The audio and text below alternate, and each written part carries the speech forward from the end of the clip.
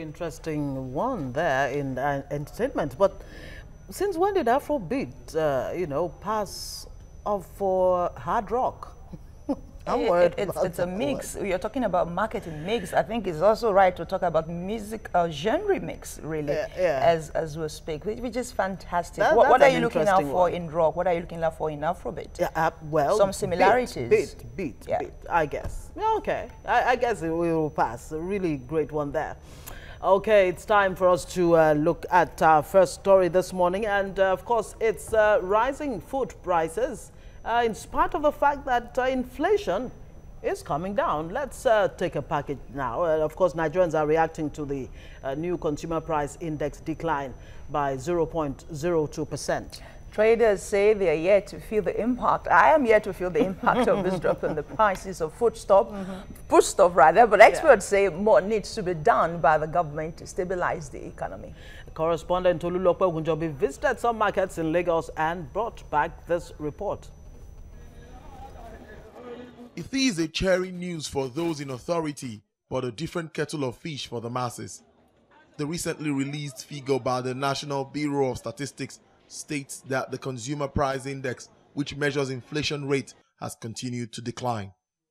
The NBS said the CPI of inflation rate dropped to 17.24% year-on-year in April, declining by 0.02% from the figure recorded in March 2017. This is the third consecutive month of a decline in the headline CPI rate, which is supposed to ease the already high prices of food and non-food prices. But food sellers, small business owners, clothes sellers say they are yet to feel the impact of the marginal decline in the inflation rate. Market have increased now. Before we are buying this one like this, 350, 400, but now we are buying it 450. We sell 500, 600. That's how we are selling it. This one before we are buying it 500, but now we are buying it 550, 600. We are selling 700. Last week we sell from 16,000, 17,000. This week is 16. This week is 19, 18. So and rice for bag is 23,000. Beans is 23,000. And where they come for gari too is 15,000 per bag. And oil out one of 5,000, 5,500, 6,000. Each one is 350 naira. But at least supposed to be like as of last year or 2 years about. It's supposed to be like 250. But now we're getting it for 350 naira. It's too expensive. Our trip to some major markets shows differentials in the prices of meat, fish, chicken, and yam. The sellers are oblivious of the effects of the new CPI figures. They ascribe the unstable prices to hike in the price of petroleum products, which has affected movements of goods and services across the country. Transportation of cow is what is making cow costly. Before they are carry from north to Lagos to here, they are carry each cow about 5,000, 6,000. But presently now, they are carrying each cow about 30-something thousand. That's what make cow cost. Before we are selling a kilo of cow, a kilo of meat, 800 naira. We are now selling a kilo now is 1,500.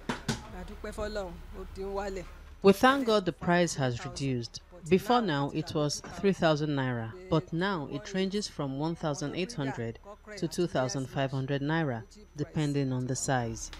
Financial analysts agree that inflationary pressures persist in the country in spite of the moderate decline in the year-to-year inflation, adding that a lot needs to be done to further stabilize the macroeconomic environment.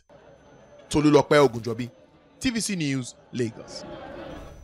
Okay, that's our background there to the story we're looking at this morning. Our guest in the studio is an economic analyst, Oladotun Mabinori. Good morning. It's good to have you on the show. Good morning. Thank you for having me. I'm wondering, just like many Nigerians, in spite of the fall, marginal decrease in inflation from 17.26 to 17.24. Yeah. You still have food prices way up in the stratosphere. That's actually just a figure. Okay. 17.26 to 17.24. Just a figure we shouldn't be bothered about? Not until we start feeling the impact. Not until we start, because one of the things that actually defy the law of Newton, which says whatever goes up and comes down, is inflation. Inflation, not only in Nigeria, we all know that when it goes up, it's always a bit sticky coming down.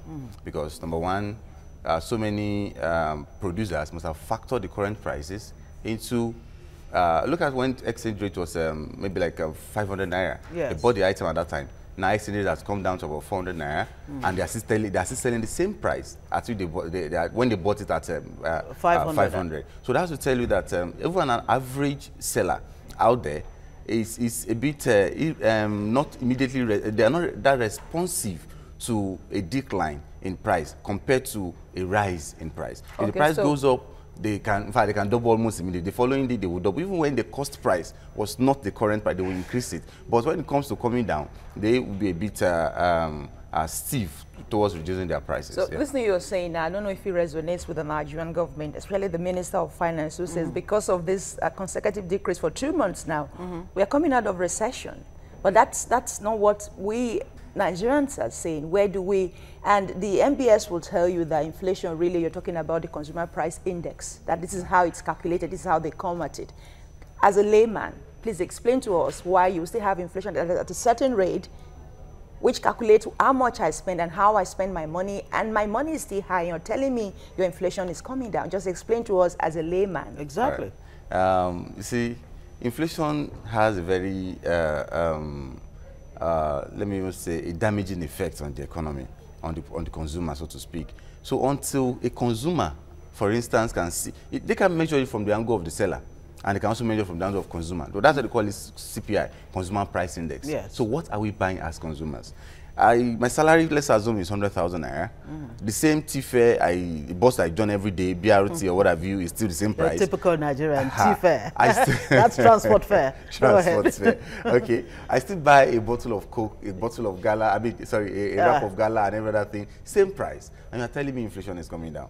Do you understand? So it's really until the average person on the road can feel the impact of inflation coming down. Then I think it's not just about figure, because what we should look at is what type of inflation do we have in Nigeria. You know, there are the different causes of inflation. Definitely. We could have cost push inflation. We could have demand pull inflation. When you say demand pull, it means demand that is pulling it up. Now, continuing with our discussion, high food prices contradict latest declining inflation figures.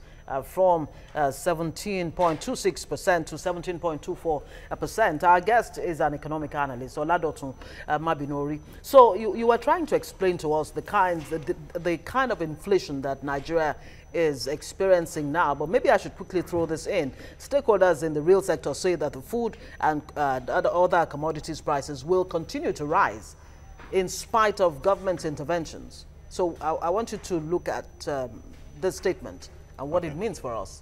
So from where I stopped the other time, that the type of inflation we have in Nigeria, it's actually, we have basically two types, which will be, causes actually, which could be cost push inflation or demand pull inflation. Cost push means when the price of production continue rising. That comes from the angle of the producer. If my cost of production is increased, of course, I have to factor into my price.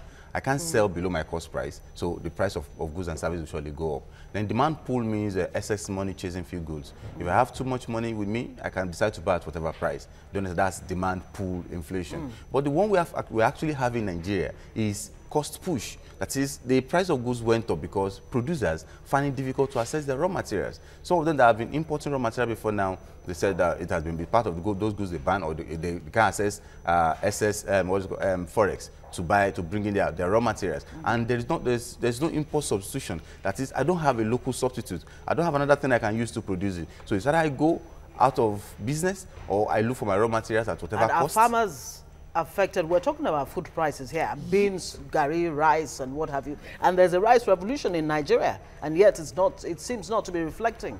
You know, even so, most of these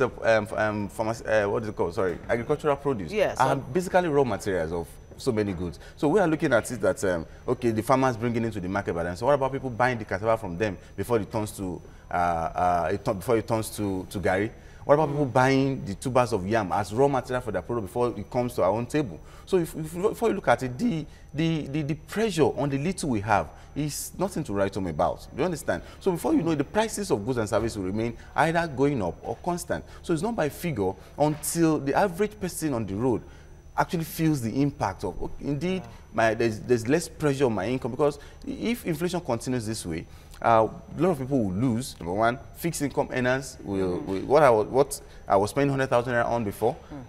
You know, the pressure goes up. Can't get it. Can't even get it. Twice the price cannot get it. Yet I still want to remain at so this level. So does this underscore what the United Nations will always call the difference between growth and development? Yes. Politicians want growth. They want growth. But people want development. So development is, what is the impact? You know, as my social well-being improved? Yes. You're telling me the economy is growing and yet I'm dying. Do you understand? It becomes a problem. And again, if you also look at it, in economies, there are two types of fallacies we have. What we call fallacy of composition and fallacy of division. And that's where most times the government and the citizens are not on the same path. So fallacy of composition says that what is good for individuals, that is as individuals, that what's good for each component might not be good for the entire system. So what we consider maybe how we measure our own deflation, that is the price of goods coming down, might not be the same way government is saying it. That's fallacy of composition for us. The fallacy of division also says that what is good for the entire nation might not even be good for us as individuals. So unfortunately, in both cases, they are both fallacies. Both of them are fallacies because both of them means that both of them cannot be on the same. Okay, Ngozi asked the question about government's intervention. That in spite of all the interventions, the intervention, is it getting to the right people? Is it getting to the end? You know, when government says, I want to come into business, or I want to do these things myself, at times we need to be very careful. We need to, fine, government means well. They have so many things to do. They have on the table. But we should look at the process. We should look at the procedure. So instead of government coming in to do this intervention directly, why not create an environment? Why not create an enabling environment for private individuals to drive the economy? Every economy that we've seen, you know, driving today, they are capitalist. They are capitalist economy. The economy led by entrepreneurs, led by businessmen. You're actually re-echoing what our guest yesterday, Emeka Obereri, said, that it should be a private sector-led thing. And now the economic recovery and growth plan, you have people in the private sector already saying there's a need for a government rollout so that the private sector will know exactly where to come in.